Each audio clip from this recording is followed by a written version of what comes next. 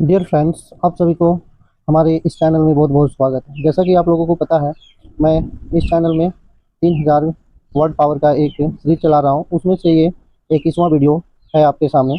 और आज भी हम लोग हर दिन की तरह न्यू 10 इंग्लिश के वर्ड सीखेंगे। उसमें से आपका आज फर्स्ट वर्ड आपके सामने है, जैसा कि आप अपने मोबाइल स्क्रीन पर देख पा रहे होंगे।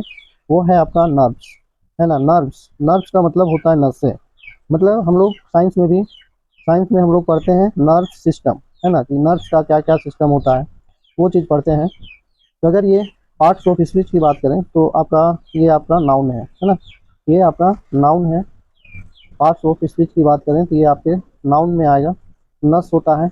अब यहाँ पे हम लोग इसका पिक्चर देखते हैं कि नस कैसा होता है। जैसे यहाँ पे कुछ धमनियाँ की पिक्चर आप देख पा रहे हैं, तो ये आपका नर्व्स है। अब इससे रिलेटेड हम लोग यहाँ पे एक और सेंटेंस देखते हैं, और सेंटेंस का स्ट्रक्चर क्या है उसके बारे में भी हम लोग यहाँ पे देखेंगे। तो ये दिमाग की नसें हैं, है ना, ये दिमाग की नसें हैं। These are nerves of the brain. अब हम लोग यहाँ पे टेंस की बात करते हैं। तो टेंस की बात आपको बता दूं कि तो ये आपका प्रेजेंट टेंस में है। आपका ये प्रेजेंट टेंस में है। अब क्यों केवल प्रेजेंट टेंस में बोलेंगे? क्योंकि यहाँ पे कोई मेन वर्ब नहीं है, केवल हेल्पिंग वर्ब से पता चल रहा है ये आपका प्रेजेंट टेंस में है। अगर वर्ड की बात करें तो डीज का मतलब होता है आपका ये सब, है ना, ये सब। दिस का ये प्लूरल वर्ड है। आर, अब यहाँ पे जैसा सब्जेक्ट होता है वैसा आपका क्या लगाना है, जैसा सब्जेक्ट वैसा हेल्पिंग वर्ब लगता है। तो यहाँ प्लूरल सब्जेक्ट है तो प्लूरल हेल्पिंग वर्ब है। नर्व आपका नाउन है। और ऑफ का मतलब होता है के, ऑफ का मतलब के, और ब्रेन मतलब दिमाग। तो यहाँ हुआ, जब भी जैसा कि हम बताएं कि अगर आप ट्रांसलेशन भी सीख सकते हैं इससे, तो ट्रांसलेशन में क्या देखेंगे आप, ऑफ के पहले वाले वर्ड से आप इसका पीछे से शुरू करेंगे, है ना। तो ये सब दिमाग के, जैसे यहाँ पे सब्जेक्ट है, सब्जेक्ट को लिए फर्स्ट में, ये सब दिमाग के नर्व्स हैं, मतलब नसें हैं। डियर फ्रेंड्स, आपसे मेरी एक हम्बल रिक्वेस्ट है कि अगर आप मेरे चैनल में न्यू हो तो इस चैनल को सब्सक्राइब करें, लाइक करें, और इस वीडियो को आप अपने फ्रेंड्स के पास शेयर करें, ताकि उनको भी अपने वर्ड पावर को बढ़ाने में हेल्प आप कर सकते हैं। नेक्स्ट, अगर आप डेली 10 वर्ड याद करते हैं तो आपका 1 मंथ में 300 होगा। और अगर आप साल की बात करें तो 300 इंटू 12 हो जाएगा, मतलब आपके अंदर 3600 आपके पास वर्ड पावर होगा। तो जैसा कि आप लोगों को पता है कि हर दिन आपको किसी भी लैंग्वेज को जानने के लिए आपके पास लगभग वर्ड पावर होना ज़रूरी होता है। अगर आपके पास वर्ड पावर नहीं है तो आप कोई भी लैंग्वेज को प्रॉपर, मतलब सही से आप नहीं समझ सकते हैं। तो अगर आप इंग्लिश को जड़ से सीखना चाहते हैं तो आपको वर्ड पावर याद करना ही पड़ेगा। ये वर्ड को आप अपने डायरी, अपने नोटबुक पर लिखें, और इसको दिन में कम से कम डेली एक बार आपको पढ़ लेना है, ताकि आपका माइंड में ये अस्थायी रूप से बैठ जाए। डियर फ्रेंड्स, अब हम लोग नेक्स्ट वर्ड में चलते हैं और देखते हैं आज की न्यू वर्ड। अब आपके सामने एक और न्यू वर्ड है, वो है कंपेनियनशिप, है ना। नेक्स्ट वर्ड है आपके सामने कंपेनियनशिप। अब कंपेनियनशिप क्या है?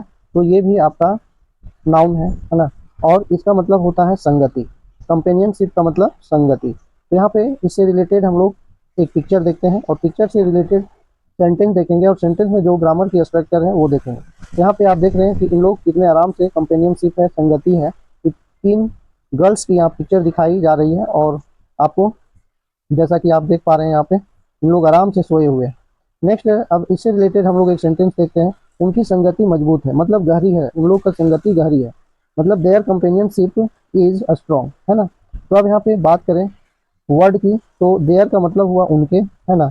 देयर का मतलब उनके या उनकी, कंपेनियनशिप मतलब हुआ संगति, इज मतलब हुआ है, इज का मतलब हो गया आपका है, और स्ट्रॉन्ग का मतलब होता है मजबूत, है ना, मजबूत। तो यहाँ पे आप देखें, ये आपका नाउन में देखें तो ये आपका एडजेक्टिव है, तो उनके संगति मजबूत है। तो आप इस तरह से अपना वर्ड पावर को इंक्रीज कर सकते हैं, और आप इंग्लिश को जड़ से सीख सकते हैं। अगर नेक्स्ट बात करें तो अब हम नेक्स्ट वर्ड में आपको ले चलता हूँ। नेक्स्ट वर्ड है आपके सामने, वो है आपका वंडर, ठीक ना। वंडर का मतलब क्या होता है? भटकना, फालतू के घूमते रहना, है ना। भटकना आप बोल सकते हो इसको, भटकना, या फालतू के, बिना मतलब का, कोई मतलब ना हो, बिना काम का आप यहाँ वहाँ भटकते रहते हैं, घूमते रहते हैं, उसको वंडर बोलते हैं। तो गली के कुत्ते, अगर आप बोल सकते हो कि गली के कुत्ते वंडरिंग करते रहते हैं, फालतू के घूमते रहते हैं यहाँ वहाँ। तो इस तरह से आप ये वर्ड को मेमोराइज कर सकते हैं, याद कर सकते हैं, रिमेंबर कर सकते हैं। डियर फ्रेंड्स, अब यहाँ पे हम लोग एक पिक्चर देखें तो यह पिक्चर में ये बच्ची आप देखिए यहाँ पे क्या कर रही है, फालतू के नाली में खेल रही है। तो यहाँ पे पिक्चर के बाद हम लोग एक सेंटेंस देखेंगे, उसके बाद उस सेंटेंस से में जो टेंस से रिलेटेड है या किस स्ट्रक्चर में है सेंटेंस, वो चीज़ के बारे में डिस्कस करेंगे। तो नेक्स्ट है, वह जंगल में भटकना पसंद करती है, मतलब घूमना, है ना। तो मतलब हम जैसा कि आपको बताएं कि फालतू के घूमते रहना बिना काम का, आपका कोई काम ना हो और आप घूम रहे हैं, तो उसको बोलते हैं वंडर। तो यहाँ पे वंडर का स्पेलिंग आप ये याद कर लेंगे, क्योंकि एक वंडर होता है WONDER, वंडर, मतलब इसका मतलब हुआ अद्भुत, है ना। ये आपका एडजेक्टिव है और ये आपका वर्ब है। तो नेक्स्ट यहाँ पे बात करें तो वह जंगल में भटकना पसंद करती है, ठीक ना। अब यहाँ पे सेंटेंस देखो, she likes to wander in the forest, she likes to wander in the forest, मतलब वह पसंद करती है। लाइक का मतलब हुआ पसंद, है ना। और इसमें एस लगा हुआ है, तो आपको मैं जैसा कि पहले बता चुका हूँ कि वर्ब में अगर एस लगता है तो एस या ई एस लगता है तो वो सिंगुलर बनता है, और नाउन में अगर एस या ई एस लगाते हैं तो क्या बनता है, प्लूरल बनता है। तो ये मैं पहले की वीडियो में बता चुका हूँ। अगर आप हमारे चैनल में न्यू हो तो हमारे चैनल में विजिट करें और आप प्लेलिस्ट में जाकर के देख सकते हैं, मैं वहाँ 20 वीडियो अपलोड कर चुका हूँ इस पर, वर्ड पावर पर, जहाँ की आप आसानी से मैं बहुत अच्छी तरह से मैं समझाया हूँ, एक्सप्लेन किया हूँ, और वो भी वीडियो आप देख सकते हैं। तो अगर टेंस की बात करें तो आप जैसा कि पता है एस या ई एस मतलब V5, है ना। V5 हम किस टेंस में यूज करते हैं, तो वो हम करते हैं सिंपल सिंपल प्रेजेंट टेंस, है ना, सिंपल प्रेजेंट टेंस में यूज करते हैं। तो ये टेंस कौन सी में हुआ, सिंपल प्रेजेंट टेंस। अब हम लोग यहाँ कैसे पहचाने, तो यहाँ से हम पहचान लिए लाइक से, है ना। यहाँ पे लाइक है तो इससे पता चलता है कि ये सिंपल प्रेजेंट टेंस का है। अब सिंपल प्रेजेंट टेंस में दो वर्ब का यूज करते हैं, वो है V5 और V1, है ना। तो अब यहाँ सवाल आता है कि V1 किसके साथ यूज करते हैं और V5 किसके साथ यूज करते हैं। तो मैं आपको शॉर्ट में थोड़ा बता दूं, शॉर्ट में मैं आपको बता दूं कि दे, है ना, दे, आई, वी और यू, ये सब सब्जेक्ट के साथ में आपको V1 का यूज करना है। और इसके बाद अगर बात करें तो सी हो गया, ही हो गया, और कोई सिंगल नेम के साथ में हम V5 का यूज करते हैं। तो ये सिंपल प्रेजेंट टेंस की बात हो गई। और अगर स्ट्रक्चर की बात करें तो S प्लस V1 या V5 प्लस ऑब्जेक्ट होता है इसका स्ट्रक्चर सिंपल प्रेजेंट टेंस का। तो डियर फ्रेंड्स, तो अभी आप यहाँ पे हम लोग सेंटेंस का भी एनालिसिस किए, और वंडर मतलब घूमना, इन का मतलब होता है में, है ना, इन का मतलब में, और फॉरेस्ट मतलब होता है जंगल। तो वह जंगल में घूमना पसंद करती है, भटकना पसंद करती है, मतलब बिना काम का घूमना पसंद करती है। ओके नाउ, अब हम आगे नेक्स्ट वर्ड में लेकर के आपको चलते हैं। अब नेक्स्ट वर्ड आपके सामने है रिवाइव, है ना। रिवाइव बहुत ही फेमस वर्ड है और बहुत ही अच्छा वर्ड है। रिवाइव का मतलब होता है फिर से जीवित करना, मतलब पुनर्जीवित करना। रिवाइव का मतलब क्या हुआ, पुनर्जीवित करना, या फिर से अगेन उसको जीवित करना। तो डियर फ्रेंड्स, तो इसका मतलब क्या हो गया आपका, पुनर्जीवित करना। तो यहाँ पे ये अगर पार्ट ऑफ स्पीच की बात करें तो ये कौन सा है, आपका वर्ब होगा, है ना, ये क्या आपका वर्ब। तो इसके बाद हम लोग यहाँ पे एक पिक्चर देखते हैं। यहाँ पे एक पेशेंट का पिक्चर देख पा रहे हैं जिसको यहाँ पे ऑक्सीजन सिलेंडर वगैरह लगा हुआ है, और यहाँ पे डॉक्टर खड़े हैं। तो अभी इससे रिलेटेड हम लोग एक सेंटेंस देखते हैं। तो यहाँ है, वह रोगी को रिवाइव करने की कोशिश करता है, मतलब डॉक्टर ने रोगी को, पेशेंट को जिंदा करने का, पुनर्जीवित करने की कोशिश करता है। डियर फ्रेंड्स, तो अब हम लोग यहाँ पे इंग्लिश के सेंटेंस देखते हैं। तो इंग्लिश के सेंटेंस में आपका he tries to revive the patient, है ना। तो अब यहाँ हम लोग इसके बाद तो सेंटेंस देख लिए। अब सेंटेंस के बाद आपको देखना है कि अगर आप टेंस को सीखना चाहते हैं या सेंटेंस के स्ट्रक्चर को जानना चाहते हैं, तो यहाँ पे अब हम लोग देखते हैं। तो यहाँ फिर आ गया आपका V5, है ना, ये आपका क्या है, V5, क्योंकि यहाँ पे मेन वर्ब में क्या लगा है, ES लगा हुआ है, ES, है ना, ES लगा हुआ है। तो जैसा कि अभी just I have told you when you insert the S और ES। तो डियर फ्रेंड्स, यहाँ पे इससे आपको पता चल गया कि क्या है, आपका सिंपल प्रेजेंट टेंस का है। तो डियर फ्रेंड्स, आप पेशेंट मतलब रोगी हो गया, तो इस तरह से आप, अगर आप जस्ट मैं बताया उसी पर ये आधारित है, तो किसके साथ ही का एस लगाते हैं, किसके साथ ES लगाते हैं, ये मैं अभी आपको बताया। तो अब हम मैं नेक्स्ट सेंटेंस में लेकर के चलता हूँ। उसने पेशेंट को पुनर्जीवित करने की कोशिश करता है। नेक्स्ट है आपके सामने डेस, DASH, डेस, है ना।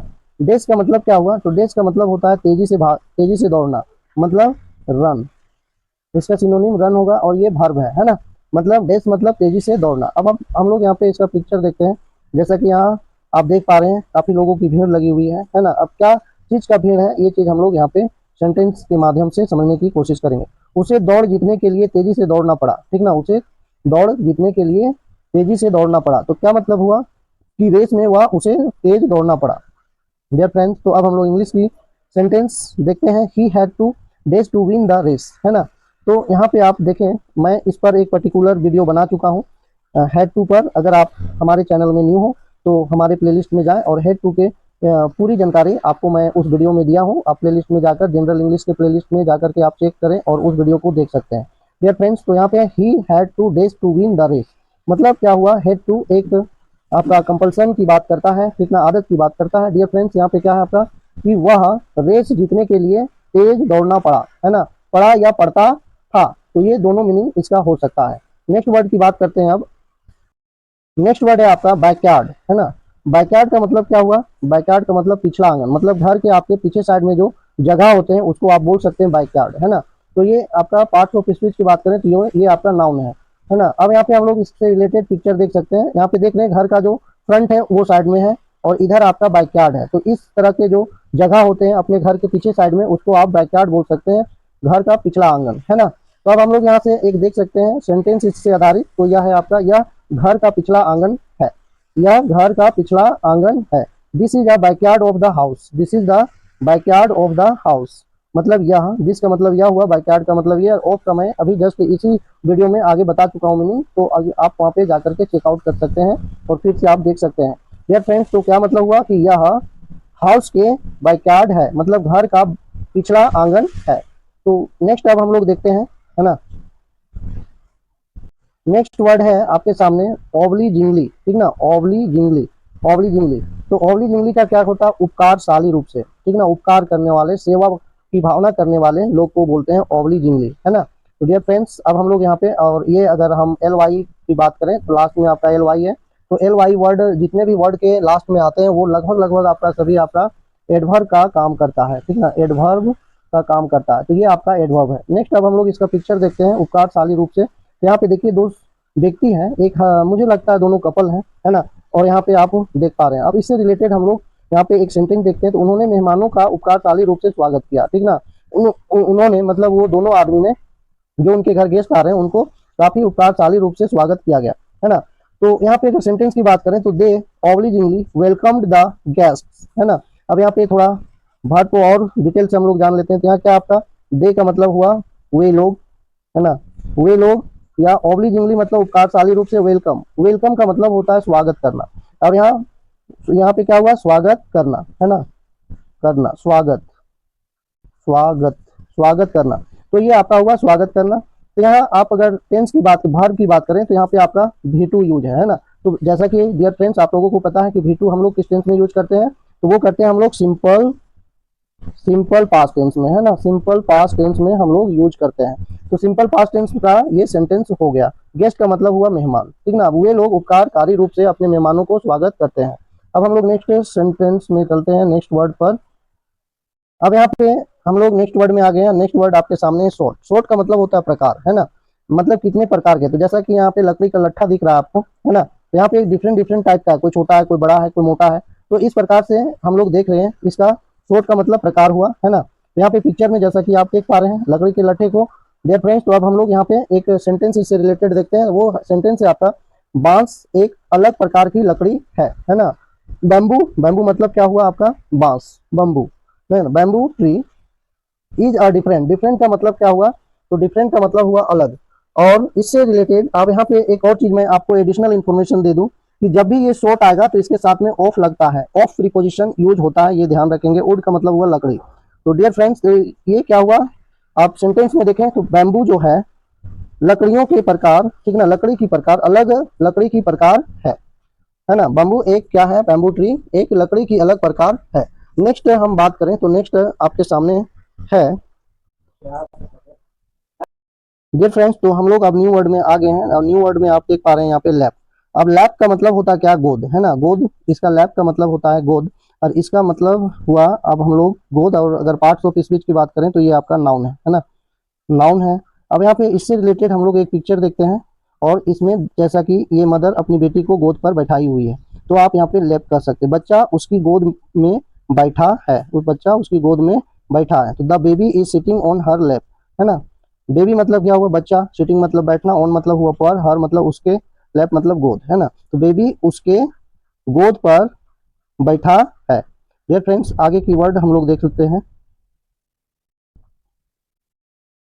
डियर फ्रेंड्स, तो नेक्स्ट वर्ड आपके सामने है एक्सपेक्टेंटली, ठीक ना। एक्सपेक्टेंटली, एक्सपेक्टेंटली का मतलब क्या होता है? उम्मीद से। एक्सपेक्ट मतलब क्या होता है? उम्मीद करना, और उसी से आपका ये क्या बना? एडवर्ब बना है, ठीक ना। ये एल वाई वाला, जैसे कि अभी जस्ट मैं बताया आप लोगों को कि एल वाई जो भी वर्ड के अंत में रहता है वो जनरली आपका क्या होता है?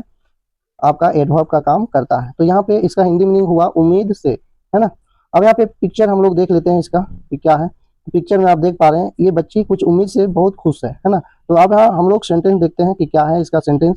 वह अपनी माँ की ओर उम्मीद से देखती है कि माँ कुछ देगी, है ना। तो वो है, अगर इंग्लिश में हम बात करें उस सेंटेंस की, तो है आपका होगा सी लुक्स एट हर मदर एक्सपेक्टेंटली, है ना। सी लुक्स एट हर मदर एक्सपेक्टेंटली। तो डियर फ्रेंड्स, तो यहाँ पे अभी आप 10 वर्ड की मीनिंग देखें, और अब मैं यहाँ पे आपको कुछ टेंस की बात करते हैं आपके साथ। तो वो टेंस में लुक है ना। लुक में एस लगा हुआ है, जैसा कि अभी मैं इस वीडियो में बताया। एस और एस और एस और ई एस का यूज मैंने बता चुका हूँ, कहाँ पे एस लगता है, कहाँ पे ई एस लगता है। तो ये तो मुझे लगता है बताने की जरूरी नहीं है, क्योंकि अगर आप मेरी वीडियो को कंटिन्यू देखते हैं तो आपको पता होगा। और आप अगर कमेंट में ये बोलना चाहते हैं, बताना चाहते हैं, तो आप बता सकते हैं कि ये टेंस कौन सी टेंस में है, और ये कमेंट के माध्यम से मुझे कमेंट करके बताएं। डियर फ्रेंड्स, तो इस तरह से आज हम लोग 10 न्यू इंग्लिश की वर्ड सीखें और उसका ग्रामर स्ट्रक्चर देखें, उसकी मीनिंग देखें। तो डियर फ्रेंड्स, अभी मैं आप लोगों से एक हम्बल रिक्वेस्ट करता हूं कि अगर आप मेरी चैनल में न्यू हो तो इस चैनल को सब्सक्राइब करें और इस वीडियो को लाइक करें और अपने फ्रेंड रिलेटिव्स के पास शेयर करें, ताकि उनको भी अपने इंग्लिश के वर्ड पावर को बूस्ट करने में मदद मिले। अभी से मेरे साथ जुड़े रहने के लिए और पूरी वीडियो देखने के लिए दिल से धन्यवाद।